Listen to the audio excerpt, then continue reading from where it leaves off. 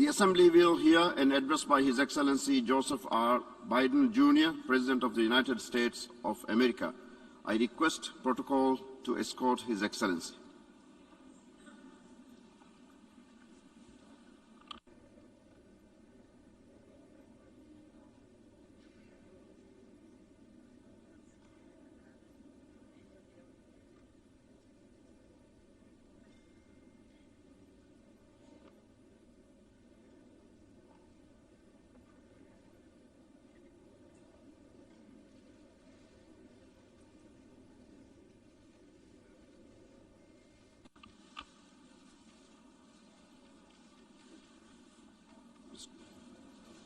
On behalf of the General Assembly, I have the honor to welcome to the United Nations His Excellency Joseph R. Biden, Jr., President of the United States of America, and to invite him to address the Assembly. Mr. President, Mr. Secretary General, my fellow delegates, to all those who dedicate themselves to this noble mission of this institution, it's my honor to speak to you for the first time as President of the United States. We meet this year in a moment of intermingled with great pain and extraordinary possibility. We've lost so much to this devastating pandemic that continues to claim lives around the world and impact so much on our existence. We're mourning more than 4.5 million people of every nation, from every background. Each death is an individual heartbreak, but our shared grief is a poignant reminder that our collective future will hinge on our ability to recognize our common humanity and to act together. Ladies and gentlemen, this is the clear and urgent choice that we face here at the dawning of what must be a decisive decade for our world. A decade that will quite literally determine our futures. As a global community, we're challenged by urgent and looming crises, wherein lie enormous opportunities if we can summon the will and resolve to seize these opportunities. Will we work together to save lives, defeat COVID-19 everywhere, and take the necessary steps to prepare ourselves for the next pandemic, for there will be another one? Or will we fail to harness the tools at our disposal as the more virulent and dangerous variants take hold? Will we meet the threat of challenging climate, the challenging climate we're all feeling, already ravaging every part of our world with extreme weather? Or will we suffer the merciless march of ever-worsening droughts and floods, more intense fires and hurricanes, longer heat waves, and rising seas? Will we affirm and uphold the human dignity and human rights under which nations in common cause more than 7 decades ago formed this institution? Will we apply and strengthen the core tenets of the international system, including the UN Charter and the Universal Declaration of Human Rights, as we seek to shape the emergence of new technologies and deter new threats? Or will we allow those universal principles to be trampled and twisted in the pursuit of naked political power? In my view, how we answer these questions in this moment, whether we choose to fight for our shared future or not, will reverberate for generations yet to come. Simply put, we stand, in my view, at an inflection point in history. And I'm here today to share with you how the United States intends to work with partners and allies to answer these questions, and the commitment of my new administration to help lead the world toward a more peaceful, prosperous future for all people. Instead of continuing to fight the wars of the past, we are fixing our eyes on devoting our resources to the challenges that hold the keys to our collective future. Ending this pandemic, addressing the climate crisis, managing the shifts in global power dynamics, shaping the rules of the world on vital issues like trade, cyber, and emerging technologies, and facing the threat of terrorism as it stands today.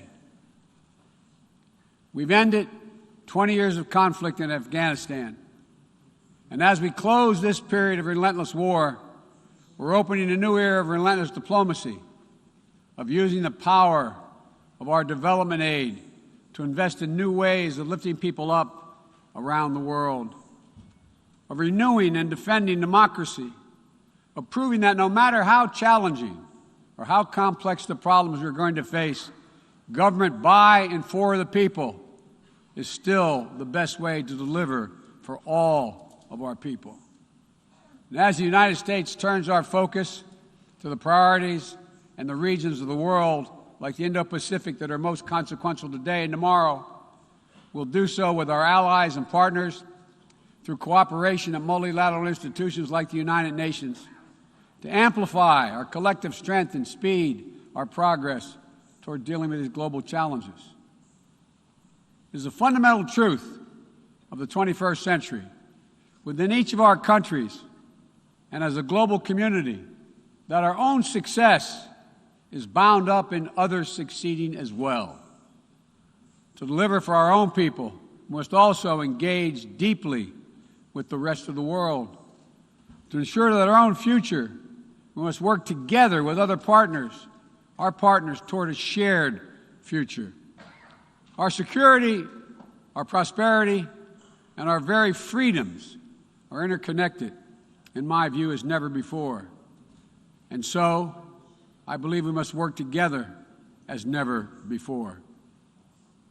Over the last 8 months, I've prioritized rebuilding our alliances, revitalizing our partnerships, and recognizing they're essential and central to America's enduring security and prosperity. We have reaffirmed our sacred NATO alliance to Article 5 commitment. We're working with our allies toward a new strategic concept that will help our alliance better take on evolving threats of today and tomorrow. We renewed our engagement with the European Union, a fundamental partner in tackling a full range of significant issues facing our world today. We elevated the Quad partnership among Australia, India, Japan, and the United States to take on challenges ranging from health security to climate to emerging technologies. We're engaging with regional institutions from ASEAN to the African Union to the Organization of American States to focus on people's urgent needs for better health and better economic outcomes. We're back at the table in international forums, especially the United Nations, to focus attention and to spur global action on shared challenges. We are re-engaged at the World Health Organization and working in close partnership with COVAX to deliver life-saving vaccines around the world. We rejoined the Paris Climate Agreement, and we're running to retake a seat in the Human Rights Council next year at the UN. And as the United States seeks to rally the world to action, we will lead not just with the example of our power, but, God willing, with the power of our example. Make no mistake, the United States will continue to defend ourselves, our allies, and our interests against attack, including terrorist threats, as we prepare to use force, if any is necessary. But to defend our vital U.S. national interest, including against ongoing and imminent threats. But the mission must be clear and achievable, undertaken with informed consent of the American people, and whenever possible, in partnership with our allies. U.S. military power must be our tool of last resort, not our first. And it should not be used as an answer to every problem we see around the world. Indeed, today, many of our greatest concerns cannot be solved or even addressed through the force of arms. Bombs and bullets cannot defend against COVID-19 or its future variants. To fight this pandemic, we need a collective act of science, and political will. We need to act now to get shots in arms as fast as possible and expand access to oxygen, tests, treatments to save lives around the world. And for the future, we need to create a new mechanism to finance global health security that builds on our existing development assistance and global health and a global health threat council that is armed with the tools we need to monitor and identify emerging pandemics so that we can take immediate action. Already, the United States has put more than $15 billion toward the global COVID response. We've shipped more than 160 million doses of COVID-19 vaccine to other countries. This includes 130 million doses from our own supply and the first tranches of the 500 million doses of Pfizer vaccine we purchased to donate through COVAX. Planes carrying vaccines from the United States have already landed in 100 countries, bringing people all over the world a little dose of hope, as one American nurse termed it to me. A dose of hope, direct from the American people, and importantly, no strings attached. And tomorrow, at the U.S.-hosted Global COVID-19 Summit, I'll be announcing additional commitments as we seek to advance the fight against COVID-19 and hold ourselves accountable around specific targets on 3 key challenges: saving lives now, vaccinating the world, and building back better. This year has also brought widespread death and devastation from the borderless climate crisis. The extreme weather events that we have seen in every part of the world, and you all know it and feel it, represent what the Secretary General has rightly called Code Red for humanity. And the scientists and experts are telling us that we're fast approaching a point of no return in a literal sense. To keep within our reach the vital goal of limiting global warming to 1.5 degrees Celsius, every nation needs to bring their highest possible ambitions to the table when we meet in Glasgow for COP26. And then to have to keep raising our collective ambition over time. In April, I announced the United States' ambitious new goal under the Paris Agreement to reduce greenhouse gas emissions from the United States by 50 to 52% below 2005 levels by 2030, as we work toward achieving a clean energy economy with net zero emissions by 2050. And my administration is working closely with our Congress to make critical investments in green infrastructure and electric vehicles that will help us lock in progress at home toward our climate goals. And the best part is, making these ambitious investments isn't just good climate policy. It's a chance for each of our countries to invest in ourselves and our own future. It's an enormous opportunity to create good-paying jobs for workers in each of our countries and to spur long-term economic growth that will improve the quality of life for all of our people. We also have to support the countries and people that will be hit the hardest and that have the fewest resources to help them adapt. In April, I announced the United States will double our public international financing to help developing nations tackle the climate crisis. And today, I'm proud to announce that we'll work with the Congress to double that number again, including for adaptation efforts.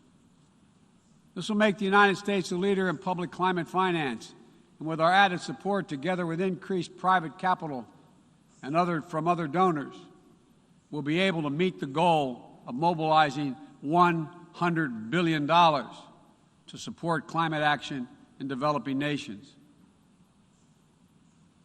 As we deal with these crises, we're also encountering a new era, an era of new technologies and possibilities that have potential to release and reshape every aspect of human existence. And it's up to all of us to determine whether these technologies are a force to empower people or to deepen repression. As new technologies continue to evolve, we'll work together with our democratic partners to ensure that new advances in areas from biotechnology to quantum computing, 5G, artificial intelligence, and more are used to lift people up, to solve problems, and advance human freedom, not to suppress dissent or target minority communities.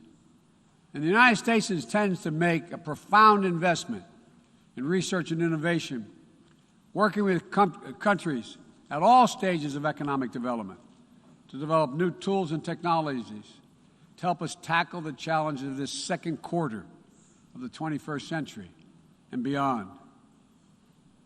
We're hardening our critical infrastructure against cyber attacks, disrupting ransomware networks, and working to establish clear rules of the road for all nations as it relates to cyberspace. We'll reserve the right to respond decisively to cyber attacks that threaten our people, our allies, or our interests. We will pursue new rules of global trade and economic growth that strive to level the playing field so that it's not artificially tipped in favor of any one country at the expense of others. And every nation has the right and opportunity to compete fairly. We will strive to ensure that basic labor rights, environmental safeguards, and intellectual property are protected, and that the benefits of globalization are shared broadly throughout all our societies. We'll continue to uphold the long-standing rules and norms that have formed the guardrails of international engagement for decades, that have been essential to the development of nations around the world. Bedrock commitments like freedom of navigation, adherence to international laws and treaties, support for arms control measures that reduce the risk and enhance transparency. Our approach is firmly grounded and fully consistent with the United Nations mission and the values we've agreed to when we drafted this charter. These are commitments we all made and that we're all bound to uphold.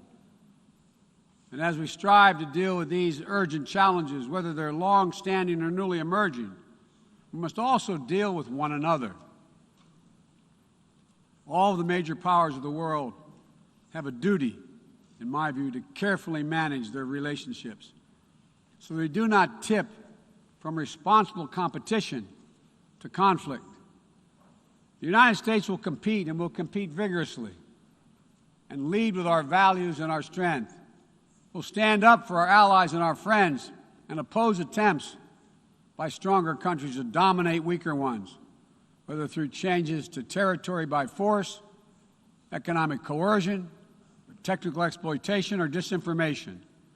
But we're not seeking, say it again, we are not seeking a new Cold War or a world divided into rigid blocs.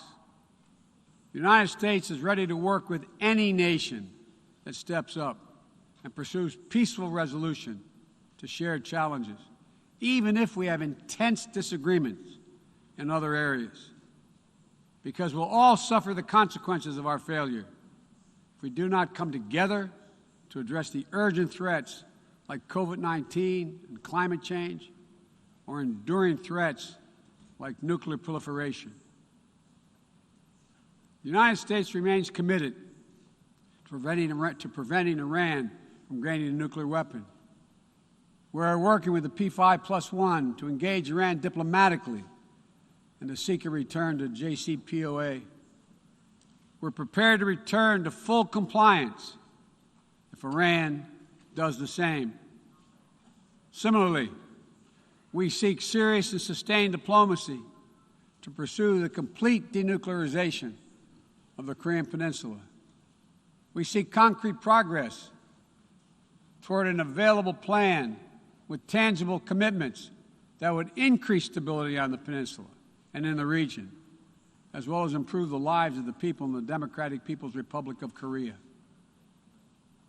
We must also remain vigilant to the threat of terror that terrorism poses to all our nations, whether emanating from distant regions of the world or in our own backyard. We know the bitter sting of terrorism is real. We've almost all experienced it. Last month, we lost 13 American heroes and almost 200 innocent Afghan civilians in a heinous terrorist attack at the Kabul airport.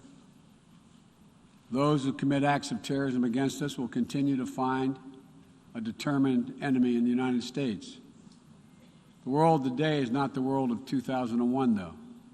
And the United States is not the same country we were when we were attacked on 9/11 20 years ago. Today, we're better equipped to detect and prevent terrorist threats, and we are more resilient in our ability to repel them and to respond.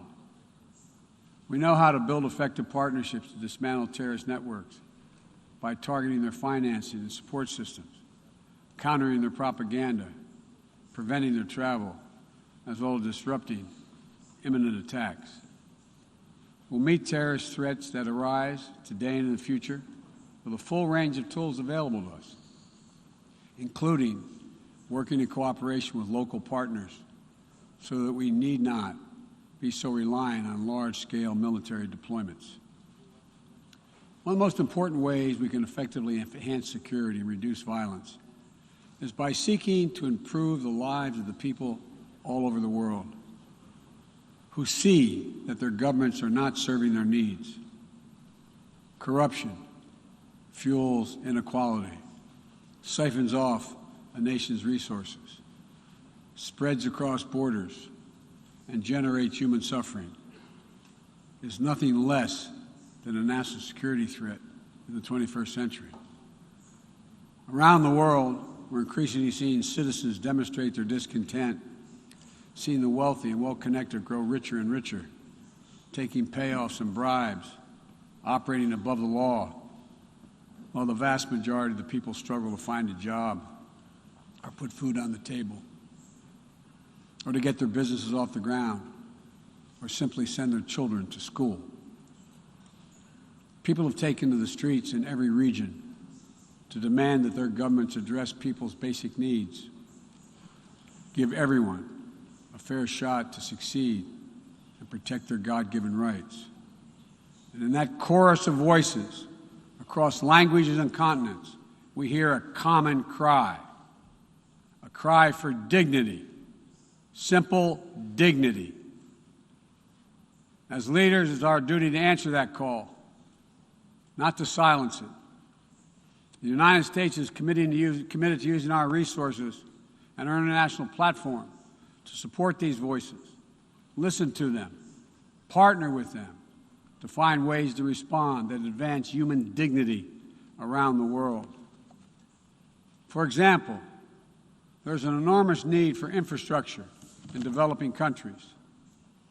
But infrastructure that is low quality or that feeds corruption or exacerbates environmental degradation may only end up contributing to greater challenges for countries over time. Done the right way, however, with transparent, sustainable investment in projects that respond to the country's needs and engage their local workers to maintain high labor and environmental standards, infrastructure can be a strong foundation that allows societies in low and middle-income countries to grow and to prosper. That's the idea behind the Build Back Better world. And together with the private sector and our G7 partners, we aim to mobilize hundreds of billions of dollars in infrastructure investment. We will also continue to be the world's largest contributor to humanitarian assistance, bringing food, water, shelter, emergency health care, and other vital life-saving aid to millions of people in need. When the earthquake strikes, the typhoon rages, or disaster anywhere in the world, the United States shows up. We'll be ready to help. And at a time when nearly 1 in 3 people globally do not have access to adequate food just last year, the United States is committing to rallying our partners to address immediate malnutrition and to ensure that we can sustainably feed the world for the decades to come. To that end, the United States is making a $10 billion commitment to end hunger and invest in food systems at home and abroad. Since 2000, the United States government has provided more than $140 billion to advance health and strengthen health systems, and we will continue our leadership to drive these vital investments to make people's lives better every single day. Just give them a little breathing room. And as we strive to make lives better, we must work with renewed purpose to end the conflicts that are driving so much pain and hurt around the world. We must redouble our diplomacy and commit to political negotiations, not violence, as a tool of first resort. To manage tensions around the world, we must seek a future of greater peace and security for all people of the Middle East.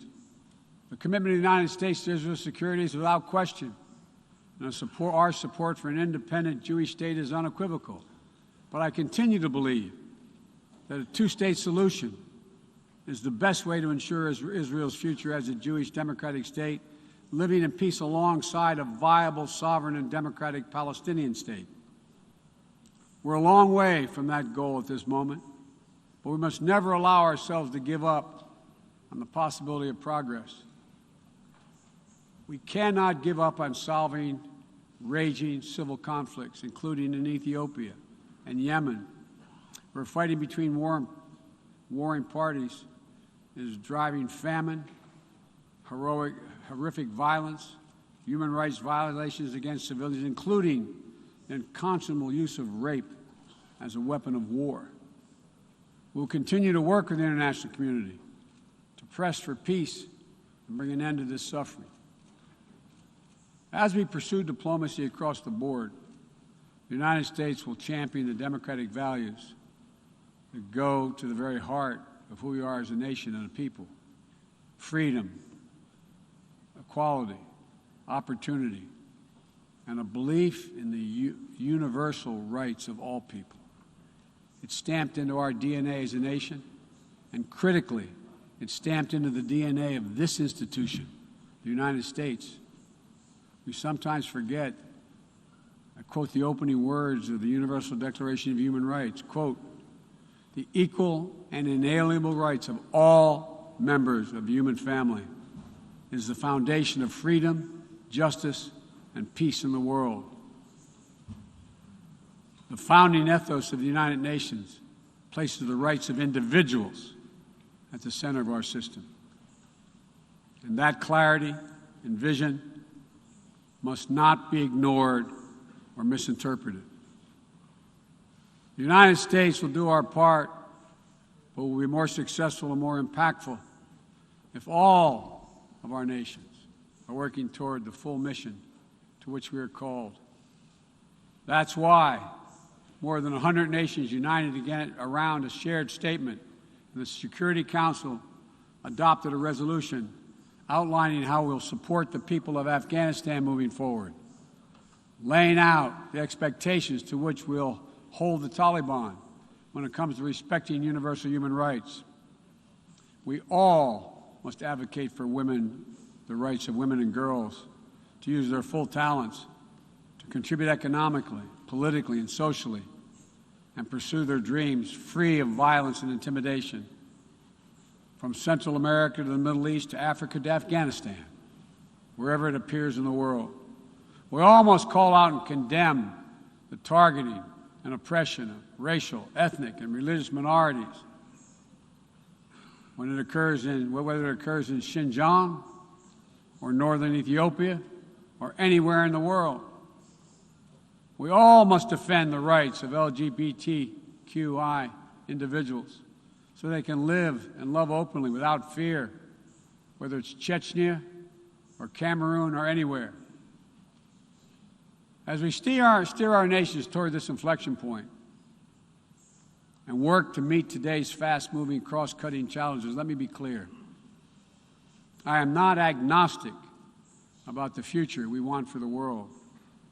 The future will belong to those who embrace human dignity, not trample it. The future will belong to those who unleash the potential of their people, not those who stifle it. The future will belong to those who give their people the ability to breathe free, not those who seek to suffocate their people with an iron hand. Authoritarianism, the authoritarianism of the world, may seek to proclaim the end of the age of democracy, but they're wrong. The truth is, the democratic world is everywhere. It lives in the anti-corruption activists, the human rights defenders, the journalists, the peace protesters. On the front lines of this struggle in Belarus, Burma, Syria, Cuba, Venezuela, and everywhere in between. It lives in the brave women of Sudan who withstood violence and oppression to push a genocidal dictator from power and who keep working every day to defend their democratic progress. It lives in the proud Moldovans who helped deliver a landslide victory for the forces of democracy with a mandate to fight graft, to build a more inclusive economy. It lives in the young people of Zambia who harness the power of their vote for the first time, turning out in record numbers to denounce corruption and chart a new path for their country. And while no democracy is perfect, including the United States, we'll continue to struggle to live up to the highest ideals to heal our divisions. And we face down violence and insurrection.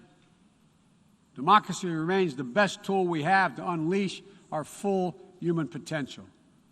My fellow leaders, this is a moment where we must prove ourselves the equals of those who come before us, who with vision and values and determined faith in our collective future built our United Nations, broke the cycle of war and destruction, and laid the foundations for more than 7 decades of relative peace and growing global prosperity.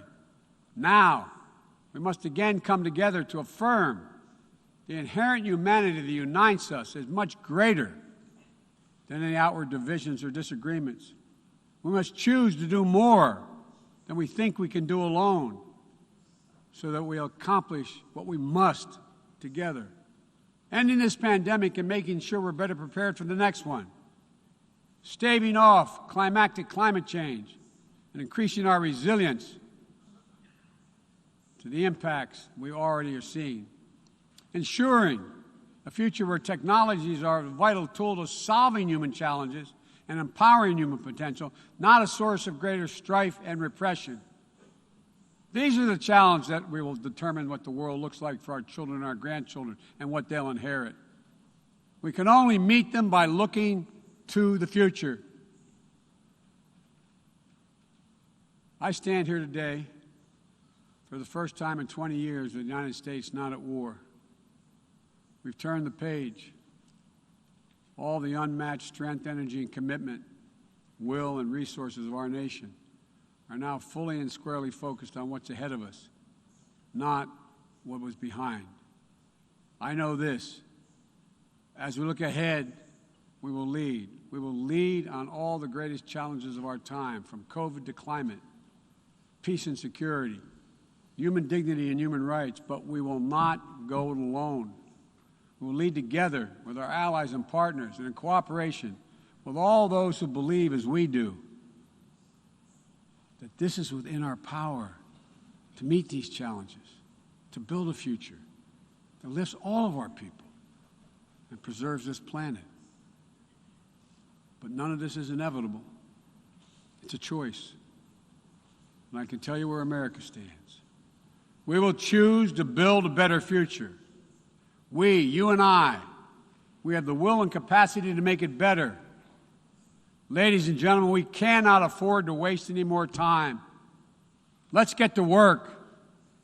Let's make our better future now. We can do this. It's within our power and capacity. Thank you. God bless you all.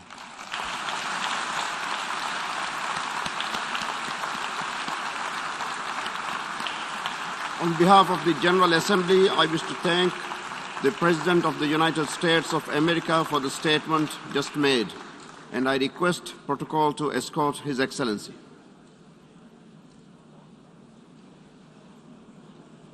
May I request representatives to remain seated